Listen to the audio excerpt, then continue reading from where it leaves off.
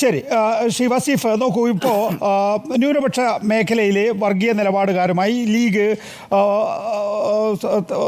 സഖ്യം ചെയ്യുന്നത് ലീഗിൻ്റെ പൊതുരീതി നഷ്ടപ്പെടുത്തി. ശരി, ഒരു വിമർശനം എന്നുള്ള നിലയിൽ അത് ഏറ്റെടുത്തിരിക്കുന്നു. മറുഭാഗത്ത് വെള്ളാപ്പള്ളി ഉണ്ടല്ലോ, വെള്ളാപ്പള്ളിയെ നിങ്ങൾ കയറ്റി വെച്ചിരിക്കുന്നത് എവിടെയാണ്? ഒരുപക്ഷെ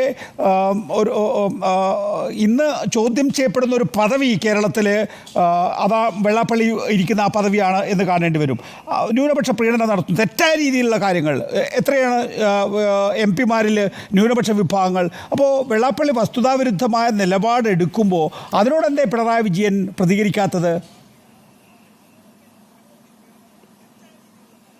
അല്ല നികേഷ്, ഇവിടെ എല്ലാ മതത്തെ വർഗീയമായി ഉപയോഗപ്പെടുത്തുന്നവർക്കെതിരെയെല്ലാം എല്ലാ കാലത്തും കൃത്യമായ നിലപാട് ഞങ്ങൾ സ്വീകരിക്കാറുണ്ട്. അത് കഴിഞ്ഞ ദിവസം CPM-ൻ്റെ സംസ്ഥാന സെക്രട്ടറി പത്രസമ്മേളനത്തിൽ തന്നെ വളരെ വ്യക്തമായി പറഞ്ഞതുമാണ്. നമുക്കറിയാം, ഇവിടെ ഇപ്പോൾ ഇവർ പറഞ്ഞു വരുന്നത് എന്താ, അങ്ങനെയാണെങ്കിൽ മുണ്ടുടുത്ത മോഡി എന്ന് വിളിക്കേണ്ടത് K. സുധാകരനല്ലേ?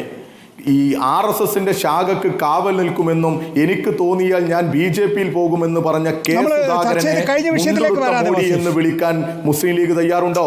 അതുപോലെ തന്നെ സതീശനെ, ഈ പറയുന്ന സതീശനെ മുണ്ടുടുത്ത മോഡി എന്ന് വിളിക്കാൻ പ്രതിപക്ഷ നേതാവിനെ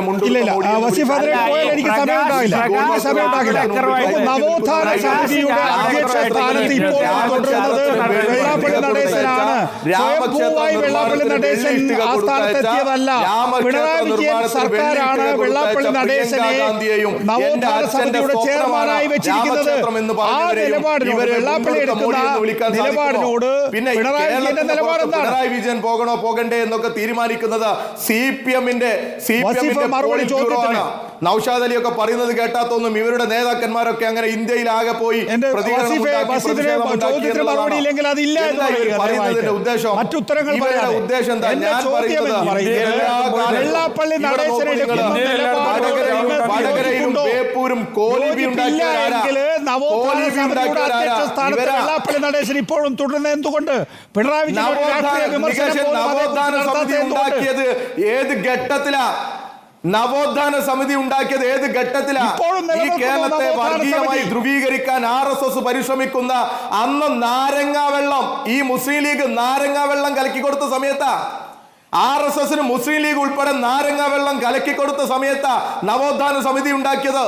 അത് നിങ്ങൾക്ക് ഇവിടെ ബോധപൂർവമായി ധ്രുവീകരണം ഉണ്ടാക്കാൻ CPM-നെ ദുർബലപ്പെടുത്താൻ ഈ മുസ്ലിം ലീഗ് ഉൾപ്പെടെ പരിശ്രമിക്കുന്ന സമയത്ത് നവോത്ഥാന സമിതി ഉണ്ടാക്കിയത് ഏറ്റവും ഉചിതമായ തീരുമാനമായിരുന്നു.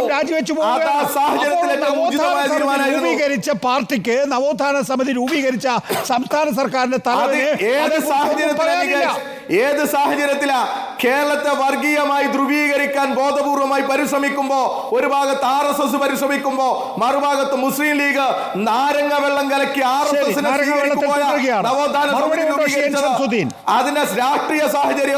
അതിന്റെ രാഷ്ട്രീയ സാഹചര്യവും പരിസരവും നമ്മൾ മനസ്സിലാക്കട്ടെ. മുസ്ലിം ലീഗ് എല്ലാ കാലത്തും ശ്രമിച്ചത് എന്താ? ആരെയും അധികാരം, സാമ്പത്തിക താല്പര്യം അതാ ഇവരുടെ പ്രശ്നം. ഞാൻ ചോദിക്കട്ടെ,